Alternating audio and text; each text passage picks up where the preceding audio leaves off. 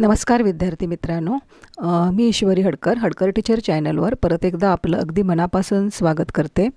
आज संस्कृतच्या मुलांचा संस्कृत पेपर आहे 3 वाजता, तर त्या संदर्भात एक क्विक रिव्हिजनसाठी मी हा व्हिडिओ बनवला आहे।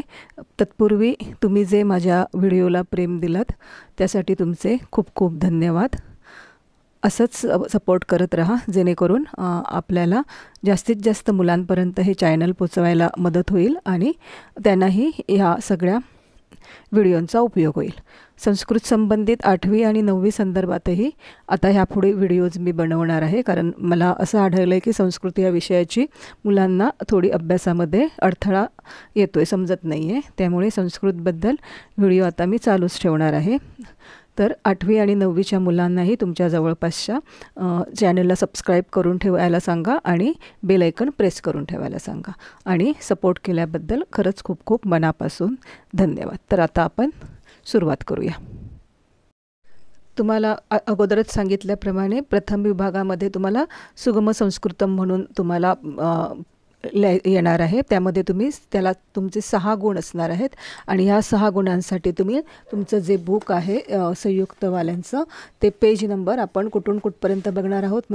एक पेज नंबर 1 पासून ते पेज नंबर 3 पर्यंत सगळ्या ज्या तुम्हाला चित्र दिलेली आहेत त्यापैकी कुठलीही चित्र तुम्हाला एक्झामला विचारू शकतात। त्याची तुम्ही रिव्हिजन केली नसेल तर अजूनही वेळ आहे, नीट रिव्हिजन करा। एकही मार्क आपल्याला कुठे घालवायचे नाही आहेत। 40 पैकी 40 मार्क आपल्याला संस्कृतमध्ये आणायचेच आहेत। पिहितपत्रम, योजिनी, संदेशः, संचिका, मृदुमुद्रा, मूल्यांकः, रंध्रिका, सांद्रमुद्रिका, संश्लेषपट्टिका, विद्युतकोशः, स्मृतिशलाका, तंत्री, दृश्यफलम, अक्षरफलकम, पाथेयपात्रम, वस्त्रसूची असे उपयुक्त वस्तूंमध्ये तुम्हाला टोटल 16 नावं दिलेली आहेत। ती नीट बघा, सगळं येते काय, ऱ्हस्व दीर्घ पण चुकता नये आणि तुमचे कुठलंही म्हणजे जर अर्ध असेल तर अर्धच पाहिजे, व्यवस्थित सगळं आहे चेक करा की तुम्हाला येते की नाही ते। नंतर वस्त्राणीमध्येही तुम्हाला काही वस्त्रांची नावं दिली आहेत। उरुकम ते पण बघा कसं आहे, तर उरुकममधला रू कुठला आहे, मचा पाय मोडला, अर्धो रुकम, फक्त रुकम ऊ काढून तिथे अर्धो लावायचं आहे। उरुकम आणि अर्धोरुकममध्ये एवढाच फरक आहे। युक्तम पादस्युत्या, त्यानंतर धोतवस्त्रम, साटिका, रांगवम, स्वेदकः, रोटिका, शाकम, सूपः, अवलेह। तुम्हाला एखादा पदार्थाचं हे दाखवतात आणि त्याचं नावही लिहायला सांगतात तिथे। अवलेह, त्याच्यावर पर्पटम, ओदनम, पायसम, कुंडलिका। त्याच्यानंतर तुम्हाला इथे अशा प्रकारे रुचय चव लिहायची असते, जसे की इथे आमला,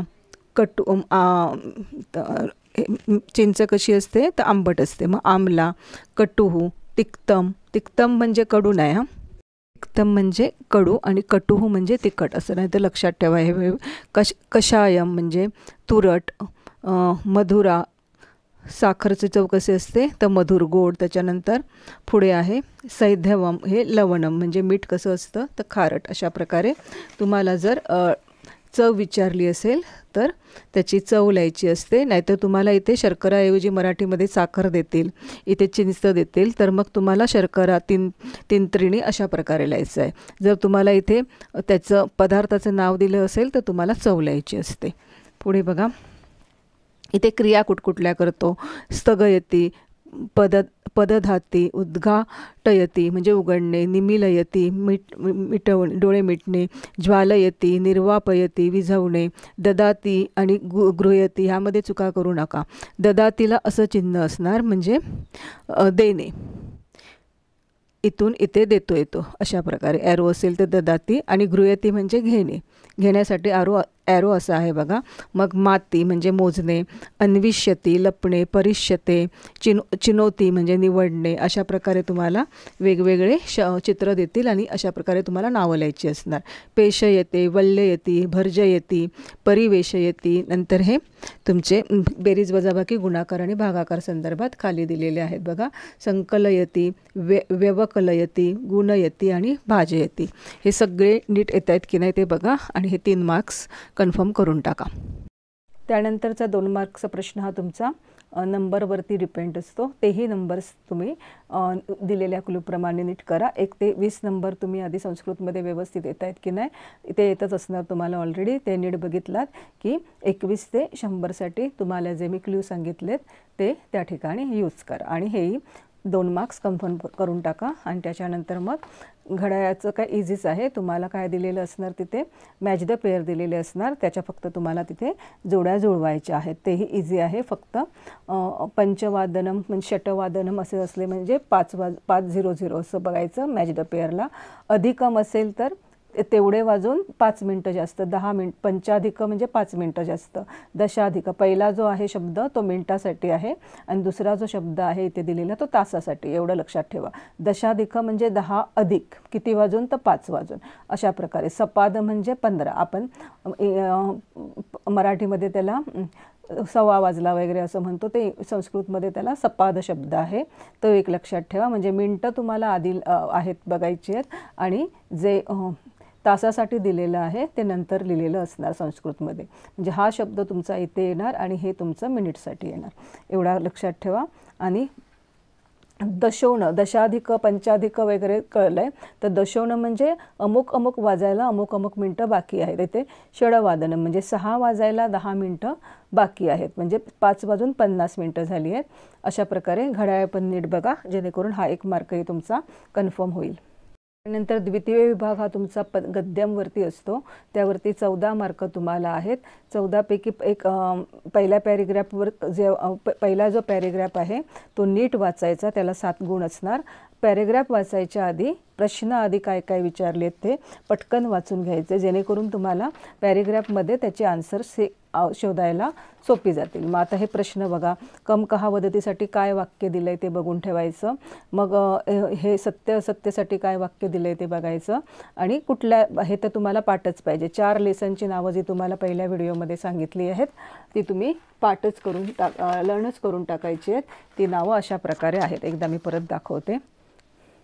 आद्य कृषकः पृथ्वीवैन्यः, व्यसने मित्र परीक्षा, स एव परमाणु आणि आदि शंकराचार्यः. ही 4पैकीच एक तुम्हाला गद्यामध्ये पहिला लेसन विचारणार, पहिला किंवा दुसरा जो पॅरेग्राफ आहे तो ह्या 4पैकी कुठला तरी एक असणार. आणि हा एक प्रश्न तिथे कन्फर्म तुमचा आहेच 1 मार्कचा. त्याच्यानंतर मग हे 2 प्रश्न आहेत ते तुम्हाला इतर जे मी दुसऱ्या व्हिडिओमध्ये प्रश्न सांगितले आहेत पेपर पॅटर्नप्रमाणे त्यातले कुठलेही 2 येऊ शकतात, पण ते पॅरेग्राफच्याच रिलेटेड आहेत. त्यामुळे पॅरेग्राफमध्ये नीट वाचून त्याचे आन्सर्स तुम्ही तिथे लिहायची आहेत.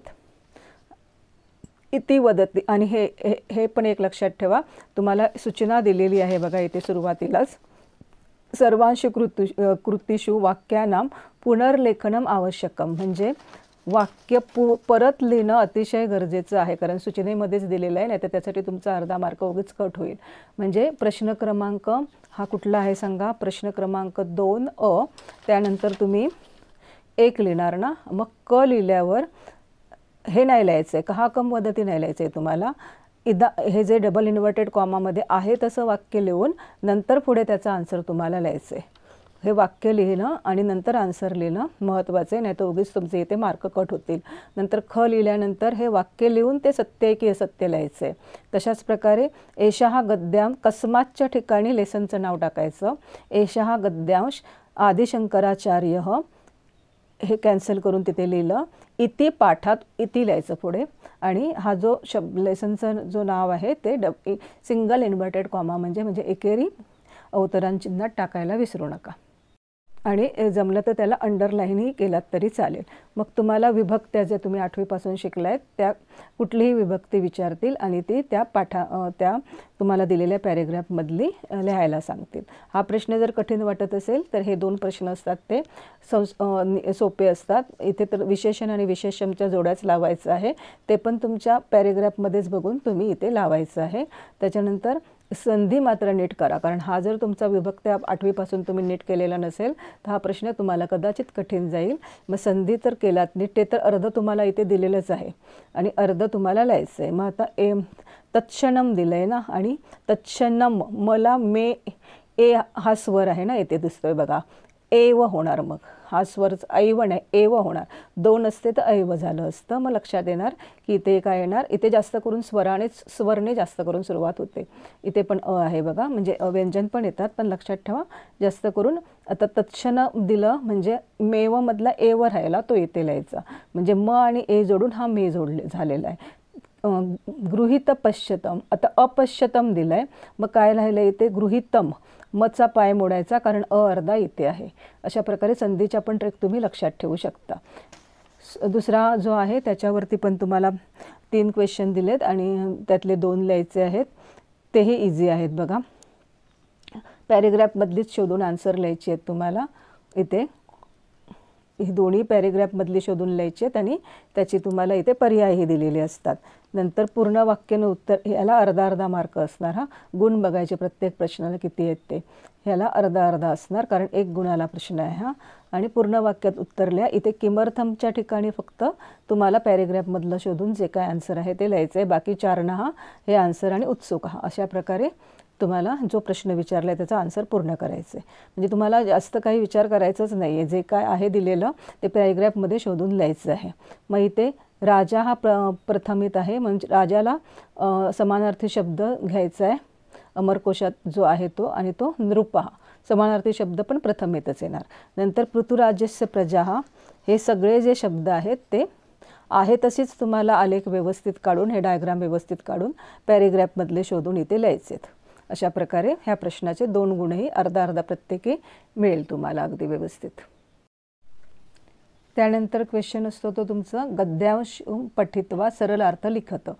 4 गुणांचा प्रश्न आहे हा, आणि 4 गुणांच्या प्रश्नासाठी तुम्हाला फक्त कुठले 2 लेसन लक्षात घ्यायचे आहेत, तर संस्कृत नाट्य गद्य पाठ कुठले लक्षात घ्यायचे आहेत, कुठले 2 फक्त तुम्हाला भाषांतरासाठी करायचे आहेत, तर 6वा लेसन आणि 8वा लेसन. कुठला, तर संस्कृत नाट्य पुष्पम आणि नदीसुक्तम. ह्या दोन्हीपैकी एकाचं जरी भाषांतर तुम्ही नीट करून ठेवलात, कारण 2च तुम्हाला लेसन आहेत, म्हणजे दोन्ही तुम्हाला एकमेकाला पर्याय म्हणून येणार. एकाचं अगदी व्यवस्थित करा आता जर अगोदर झालेले नसेल तर, आणि दुसऱ्याचं वाचून ठेवा, म्हणजे कुठलंही जरी आलं तरी तुम्ही नीट लिहू शकता. आता इथे बघा, हा पहिलं एक इथे दिलं आहे आणि हा दिलं आहे, ह्या 2 पैकी एक तुम्हाला लिहायचं आहे. पहिलं आहे ते तुमचं संस्कृत नाट्य पुष्पममधलं आहे, दिलेल्या लाईन्स आहेत त्या गेल्या वर्षीच्या पेपरमध्ये, आणि दुसरं जे आहे ते नदीसुक्तममधलं आहे. म्हणजे दोन्हीपैकी एक तुम्हाला लिहायचं असतं, त्यामुळे एक लेसन तरी व्यवस्थित करा, त्यामुळे ते 4ही गुण तुम्हाला मिळून जातील. पुढे माध्यम भाषा या उत्तरम लिखतम, म्हणजे आपल्या भाषेत मराठी भाषेत तुम्हाला उत्तरं लिहायची आहेत. मराठी किंवा जे इंग्लिश मिडियमचे विद्यार्थी आहेत त्यांना इंग्लिश मिडियममध्ये उत्तरं लिहायची आहेत. तर त्याच्यासाठी सुद्धा दिलेले जे सगळे लेसनचे आहेत त्याच्या खाली जे क्वेश्चन्स आहेत तेवढे जरी नीट केलात तरी तुम्हाला हे 2ही गुण अगदी आरामात मिळून जातील. त्याच्यानंतर तुम्हाला एक पद्य दिलं जाईल तुमच्या लेसनमधलंच, आणि त्याच्यावरती आधारित क्वेश्चन असतील, तीही तुम्हाला त्या पद्यामध्येच शोधून लिहायची आहेत. मग ही तेही प्रश्न सोपे आहेत बघा. तो पहिला 1 मार्कसाठी होता, ह्या जोड्या जुळवायच्या होत्या, आणि हे जालचित्र पूर्ण करायचं पण तुमच्या लेसन खाली जे जे आहे ते सगळं नीट बघून ठेवा, आणि तसेही आन्सर तुम्हाला मग पॅरेग्राफमध्ये पटापट मिळायला मदत होईल. त्यानंतर हे विभक्तीचा प्रश्न आहे. नंतर हे बघा, परत ह्याच्यामध्ये पण तुम्हाला समास आहे, तथा दिलंय, तथा आ मग अपी येणार इथे. त्याच्यानंतर कुरुया तुम्हाला रास भरो हरम दिलंय, मग इथे रास भरो हरमच्या आधी काय राहिलं आहे तर कुरियाद राहिलं आहे, ते इथे लिहायचं. पण व्यवस्थित मार्क मिळण्यासाठी ते तुम्ही लेसन खालचं पटकन बघून टाका कशा प्रकारे केलेलं आहे ते. मग पद्य शुद्धे पूर्णच लिखित, हे पण तुम्हाला बघूनच पॅरेग्राफमधले लिहायची आहेत. हे तुम्हाला हा जो आहे तो सुभाषित पूर्ण करायचा क्वेश्चन आहे. 3 पैकी 2 करायचे असणार. त्यासाठीही तुम्हाला मी क्लू दिलेले होते. जे तुमचे सुक्तीसुद्धा आहेत त्यामधले 3 जे 2 लाईनचे आहेत ते नीट करायचे आहेत तुम्हाला. अजिबात चूक होता नाही. ऱ्हस्व दीर्घ कशामध्येही जसं दिलेलं आहे तसंच तुम्हाला इथे व्यवस्थित चांगल्या अक्षरामध्ये लिहायचं आहे. जे सुभाषित तुम्हाला विचारतील ते. युग्ममालामधली 5 आणि चित्रकाव्यांमधली 2 अशा प्रकारे तुम्ही हे करून ठेवा. म्हणजे अगदीच आता तुमच्याकडे वेळ नसेल तर 3 पैकी कुठले तरी 2 तरी आता नीट करा, जेणेकरून आपण असं समजूया की तिघांमधलं एक एक कदाचित घालू शकतील. त्यामुळे ज्यांचं अजिबातच काय झालं नसेल पाठांतर, त्यांनी पहिल्यामध्ये 3 आहेत आणि तिसऱ्यामध्ये 2 आहेत, मग हे 5 तरी नीट करा आणि ह्याच्यातले मग जमले तर करा. म्हणजे हे 4 मार्क तुम्ही व्यवस्थित मिळवू शकता. त्यानंतर आपला आहे तो माध्यम भाषाया सरलार्थ लिखत. म्हणजे इतर जे 2 संस्कृतमधले त्याच्यासाठी पण तुम्हाला ठरवून दिलेले आहेत कुठले माध्यम भाषेसाठी वापरायचे आहेत ते सरळ अर्थ, त्याचे तुम्हाला सरळ अर्थ लिहायचे आहेत. म्हणजे ऑलरेडी तुम्हाला इथे त्याच्या ओळी देणार, त्याचा अर्थ तुम्हाला लिहायचा आहे संस्कृत श्लोकचा. नंतर चौथा विभाग आपला आहे तो भाषा अभ्यास. आता पहा इथे पहिला प्रश्न आहे तुमचा, नाम आणि सर्वनाम ह्याचं पृथक्करण करायचं आहे. म्हणजे ऑलरेडी तुम्हाला इथे दिलेलंच आहे, ते फक्त नाममध्ये जे आहेत ते नाममध्ये टाकायचे आहेत आणि जे सर्वनाम आहेत ते सर्वनाममध्ये टाकायचे आहेत. जसं की आता जी नावं आहेत, जी आपण वस्तू बघतो, टच करतो, डोळ्यानं दिसतं, हा सोपा क्ल्यू ठेवा नामसाठी. जसं की अरण्य, वन आणि नदी, हे आपल्याला अरण्य, नदी आणि रथ हे आपण बघू शकतो, त्याला स्पर्श करू शकतो. मग हे सगळी नामामध्ये आलं. आणि वयम आणि तहा जे एकरी असतं ते नेहमी सर्वनामच असतं. हे सोपे क्ल्यू झाले, पटकन समजतील असे. किंवा आणि ही क्ल्यू मी तुम्हाला इथे दिलेले. तस्मात हे तुमचे पर्याय आहेत, वरती लिहायचे. त इत य क इ अ अन्य सर्व भव आणि एकाक्षरी शब्द हे सगळे कुठे येतात तर सर्वनाममध्ये येतात. कृष्णा आणि मीनम हे नाव आहे आणि मीनम हे पण एक नाव आहे, त्यामुळे ते नाऊनमध्ये आले.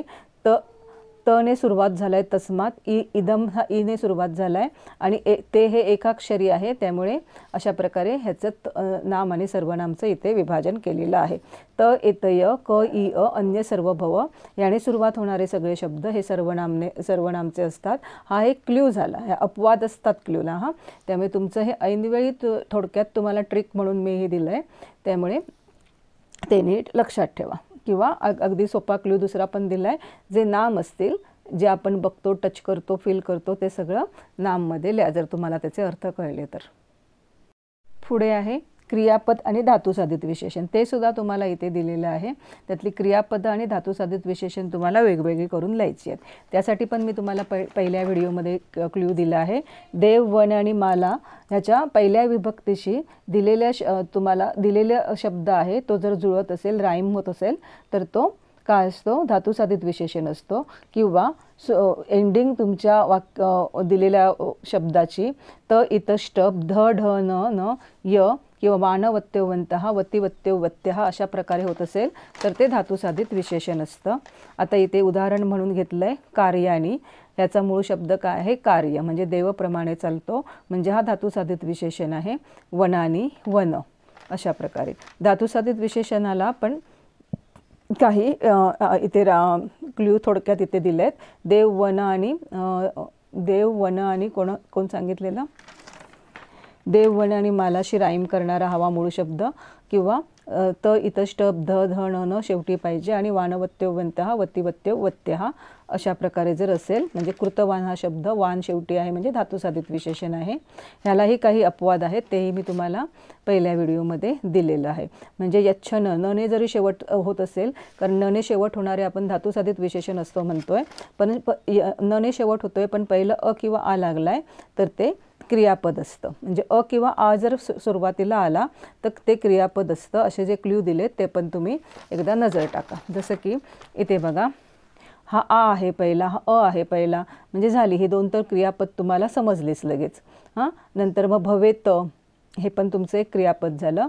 आणि कारण तच्या आधी ए आला आहे, हे पण आपण क्ल्यूमध्ये बघितलं आहे, अपवादमध्ये पहिल्या व्हिडिओमध्ये. म्हणजे इथे फक्त म आहे शेवटी आणि क आहे पहिला, म्हणजे हे धातुसाधित विशेषण आहे. आणि हत्त हा हे पण धातुसाधित विशेषण आहे.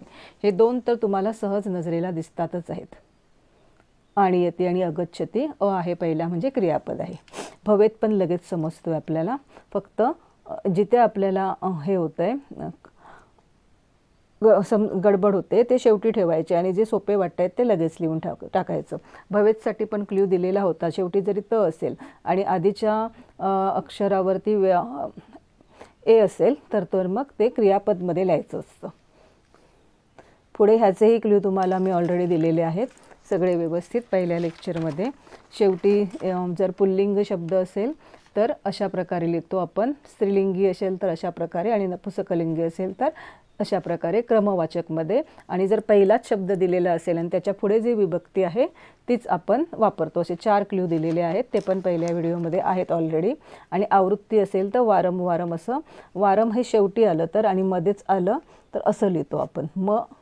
मच्या ऐवजी अनुस्वारवरती काढतो. हेही सोपं आहे. हे बघा, अहम एकम पाठम डॅश सम्यक पठामी. किती वेळा, परत परत म्हणजे आवृत्ती झाली ना, मग द्विवारम असं येणार इथे. श्रीकृष्ण हा देव कितव्या नंबरचं अपत्य आहे, तर अपत्य हे परत पुल्लिंग आहे म्हणजे अष्टमम येणार इथे. अशा प्रकारे तुम्ही 2 तरी हे गुण मिळवू शकता व्यवस्थित, आणि 3पैकी 2च लिहायचं असतं. ह्याचंही आन्सर तुम्हाला जे योग्य वाटेल ते लिहा, अगदीच सोडून देऊ नका. आता वेदा चत्वारः यमक जुळवून तरी त्याप्रमाणे लिहा आन्सर. पुढे बघा, ह्याचे पण क्ल्यू तुम्हाला मी सगळे दिलेले आहेत. न जर सुरुवातीला असेल तर तो कुठला आहे, नेय तत्पुरुष असणार. च असेल तर इतरेतर द्वंद्व समास असणार तो. त्याच्यानंतर यस्य सहा असेल तर बहुर्वी समास असणार तो. 3 मिळाले आपल्याला क्ल्यूप्रमाणे. आणि स्य असेल तर तो षष्ठी तत्पुरुष असणार. अशा प्रकारे 8 क्ल्यूमध्ये तुम्हाला मी दिलेले आहेत, म्हणजे 6पैकी 4 जे आहेत ते आपल्याला इथे क्ल्यूप्रमाणेच मिळालेले आहेत. नंतर हे समानार्थी विरुद्धार्थीसुद्धा इथे ऑप्शन्स तुम्हाला दिलेले आहेत, त्या ऑप्शन्सप्रमाणेच तिथे फक्त नीट बघायचं आहे. इथे इक्वल टू चिन्ह आहे आणि इथे मल्टिप्लिकेशन चिन्ह आहे, म्हणजे इथे समानार्थी शब्द आणि पुढे डॅश अशा प्रकारेच द्या. जसं दिलं आहे तसंच एक एक सोडून व्यवस्थित द्या. समानार्थीनंतर विरुद्धार्थी, मग समानार्थी आणि मग विरुद्धार्थी, पर्याय योग्य तो निवडून तुम्हाला पुढे लिहायचं आहे. त्याच्यानंतर कर्तृवाचक, कर्मवाचक हे सगळं, त्वांत्व, भवंत्व हे सगळे तुम्हाला क्ल्यू पहिल्या व्हिडिओमध्ये ऑलरेडी मी दिलेले आहेत. आता हा कर्मवाचक आहे, कारण पहिलं जे पद आहे ते तृतीयेत आहे. अशा प्रकारे क्ल्यू लक्षात घ्या आणि अभ्यास करा.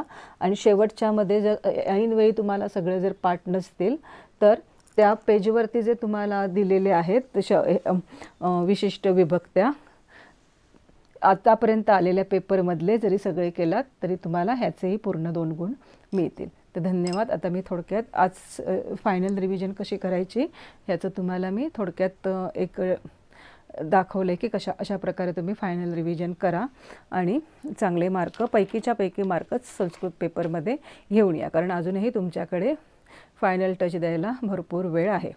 कारण आता आजच अभ्यास करायचा आहे तुम्हाला संस्कृतचा. ह्याच्यानंतर तुम्हाला संस्कृतचा अभ्यास करायचा नाही आणि चांगले मार्क मिळवायला हवे. तर आत्ताचा जो राहिलेला वेळ आहे त्यात मेहनत घ्या, टंगळमंगळ करू नका. ठीक आहे. तर एवढं आशा करते की आजचंही लेक्चर तुम्हाला उपयोगी पडलं असेल. आणि परत एकदा तुमचं सर्वांचं, सगळ्यांचं पहिल्या सबस्क्राईबपासून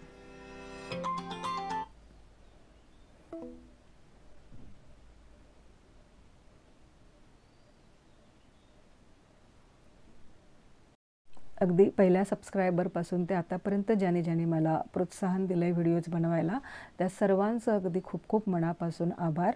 आणि चॅनलला सबस्क्राईब करत राहा, शेअर करा, बेल आयकन प्रेस करा, जेणेकरून माझ्या पुढच्या व्हिडिओचे तुम्हाला नोटिफिकेशन मिळत राहतील आणि जास्तीत जास्त मुलांना माझ्या पर्यंत माझं चॅनल पोचवा. धन्यवाद. आणि रिव्हिजन मात्र करतच राहा.